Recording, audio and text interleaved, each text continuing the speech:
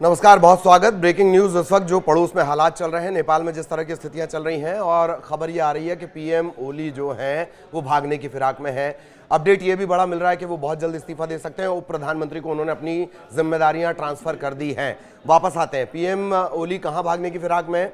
इलाज के हवाले से दुबई भागने की फिराक में। उनका जो प्राइवेट विमान है वो बाकायदा तैयार है और जैसे मैंने कहा कि उप प्रधानमंत्री को उन्होंने अपने जो पावर्स हैं वो ट्रांसफर कर दिए हैं। ये इस वक्त का बड़ा अपडेट जो इस वक्त हम आपको बता रहे हैं नेपाल से आ रहा है। किस तरह से वहाँ सोशल मीडिया पर बैन लगाया गया। जानकार ये भी कह रहे हैं कि अदालत ने, सुप्रीम कोर्ट ने ये नहीं कहा था कि आपको इन पर बैन लगाना है। अदालत ने ये कहा था, सुप्रीम कोर्ट ने, कि आप इनका रजिस्ट्रेशन करवाएं ताकि किसी प्रकार की कोई गड़बड़ी ना रहे। लेकिन आरोप ये कि ओली ने प्रतिबंध लगाया। प्रतिबंध क्यों लगाया? क्योंकि लगातार ओली जो हैं वो इस आरोप से घिरे हुए हैं, उनकी सरकार इस आरोप से घिरी हुई है कि करप्शन अपने चरम पर पहुंच गया है। जो प्रदर्शन कर रहे हैं वो नेपो किड्स इस शब्द का इस्तेमाल कर रहे हैं। जो प्रदर्शन कर रहे हैं उनके हाथों में तख्तियां हैं कि हमें मत बेचिए या हमारे भविष्य को बर्बाद मत करिए। जो प्रदर्शन कर रहे हैं उनका दावा यह है कि वो इस तरह के वीडियो सोशल मीडिया पर वहां पर सर्कुलेट किए जा रहे हैं कि कैसे जो बच्चे हैं वो स्ट्रगल कर रहे हैं, गरीब बच्चे कैसे स्ट्रगल कर रहे हैं और नेताओं के बच्चे रईसी में जीवन जी रहे हैं। करप्शन को लेकर ये दरअसल एक चिंगारी जो दिखा दी इस पूरे आंदोलन को या इस पूरे आक्रोश को, लोगों के गुस्से को चिंगारी किसने दिखाई? जब सोशल मीडिया को बैन किया गया तब सड़कों पर यह नाराजगी जाहिर हुई है। और कल से जब से पूरा घटनाक्रम शुरू हुआ है, हम लगातार आपको कह रहे हैं, क्या कह रहे हैं कि ये हालात बांग्लादेश और श्रीलंका जैसे होते जा रहे हैं, जहां युवाओं ने एक तरह से सब कुछ पलट कर रख दिया।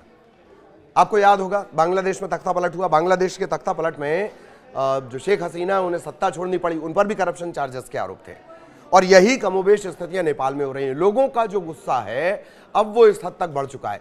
कल करीब 20 लोगों की जान जा चुकी है। पूरे अगर नेपाल की बात कर ली जाए 20 लोगों की जान जा चुकी है। इनमें से ज्यादातर की जान काठमांडू में गई है। बावजूद इसके स्थितियां ये हैं कि वहां पर आंदोलन थमा नहीं है, आंदोलन अभी भी चल रहा है। और इन सब के बीच पीएम ओली इस्तीफा दे सकते हैं। पीएम ओली दुबई भागने की फिराक में है। यह बड़ी खबर वहां से निकल कर आ रही है। अब तो सवाल ये उठने लगा है कि ओली सरकार खत्म तो क्या नया कायाकल्प या कोई नए विकल्प की तलाश में वहां के युवा हैं। एक आंकड़ा हमने आपको बताया था कि तकरीबन 70 लाख यूजर्स हैं, नेटिजन्स जिसे आप कहते हैं।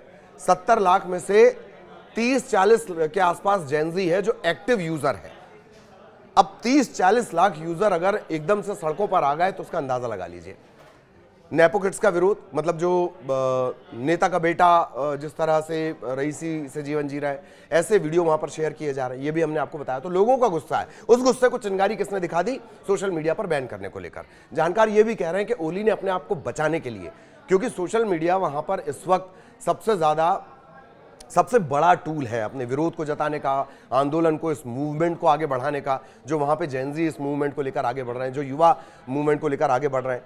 और यही वजह है कि जो ओली हैं उन्होंने प्रतिबंध लगा दिया और इस प्रतिबंध ने गुस्से को भड़का दिया। 3 कैबिनेट मंत्री अब तक इस्तीफा दे चुके हैं। खबर यह भी मिल रही है कि ओली भी इस्तीफा देंगे और वो दुबई भागने की फिराक में। ये एक बड़ा अपडेट आपको बता दें। इधर जो बॉर्डर पर हालात बिगड़ रहे हैं उसके मद्देनजर नेपाल भारत की जो बॉर्डर है वहां पर भारत की तरफ से सिक्योरिटी एकदम टाइट कर दी गई है और जेनजी बेकाबू हो गए हैं। राष्ट्रपति के निजी आवास पर उन्होंने धावा बोला है। खबर यह भी है कि पीएम ओली का जो आवास है वहां पर भी गोलीबारी हुई है, वहां पर भी फायरिंग हुई है और राष्ट्रपति के आवास पर भी वो घुस गए हैं, तोड़फोड़ करनी शुरू कर दी है। आर्मी ने वहां मोर्चा संभाल रखा है, नेपाल की जो आर्मी है उसने वहां मोर्चा संभाल रखा है, लेकिन हालात फिलहाल काबू में होते नजर नहीं आ रहे हैं। ठीक वैसा ही घटनाक्रम जैसा हमने बांग्लादेश के वक्त देखा, श्रीलंका के वक्त देखा। बांग्लादेश में तख्ता पलट हुआ था और काठमांडू में जो प्रदर्शनकारी हैं वो सेना को दौड़ा रहे हैं, सेना को दौड़ा कर मार रहे हैं, पत्थरबाजी कर रहे हैं। सेना के लिए भीड़ को नियंत्रित करना बड़ी चुनौतीपूर्ण स्थितियां वहां पर हो गई हैं। और क्या कुछ अपडेट है वो भी आपको बता दें। नेपाल में सरकार के खिलाफ जो युवा सड़कों पर उतरा है, बांग्लादेश श्रीलंका से उसकी तुलना की जा रही है और मीडिया बैन ने इसे पूरी तरह से बढ़ा दिया है।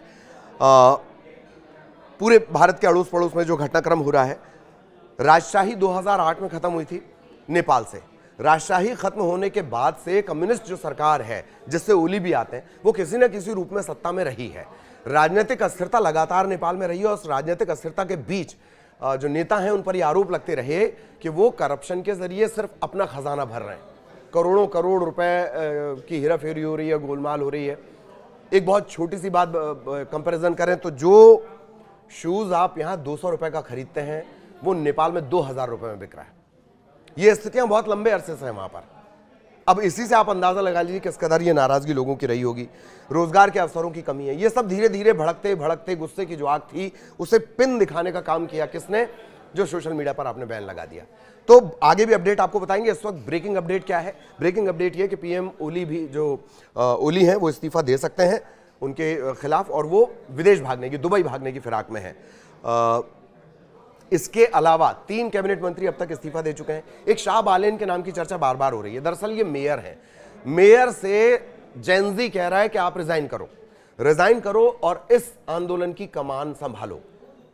जो मेयर है बालेन, उन्होंने सबसे पहले सपोर्ट किया था कि जेनजी का जो आंदोलन है और इनकी मांगे जायज हैं, मीडिया पर बैन नहीं लगाया जाना चाहिए था। इसी वजह से जो प्रदर्शनकारी हैं, जो आंदोलनकारी हैं, वो ये चाहते हैं कि बालेन रिजाइन करें बतौर मेयर और फिर वो आके इस आंदोलन की कमान संभालें। जैसे पश्चिम बंगाल में यूनुस संभाल रहे हैं, माफ कीजिएगा, जैसे बांग्लादेश में यूनुस संभाल रहे हैं। हालांकि यूनुस चर्चित चेहरा है, वो कोई आंदोलनकारी या कोई सरकारी पद पर नहीं रहे, वो नोबेल पुरस्कार विजेता है। वापस आएंगे नेपाल पर। तो ये बड़ा अपडेट कि ओली इस्तीफा दे सकते हैं। उप प्रधानमंत्री को उन्होंने अपने पावर ट्रांसफर कर दिए हैं, जिम्मेदारी ट्रांसफर। इसके अलावा उनका एक विमान तैयार है जिसमें वो कभी भी दुबई भाग सकते हैं। 3 मंत्रियों के इस्तीफे हो चुके हैं। प्रदर्शनकारी राष्ट्रपति के भवन में घुस गए हैं। खबर यह भी कि जो ओली हैं, पीएम ओली हैं, उनके निवास पर भी फायरिंग की गई है। आगे भी जो बड़ा अपडेट होगा वो आप तक पहुंचाएंगे। नमस्कार।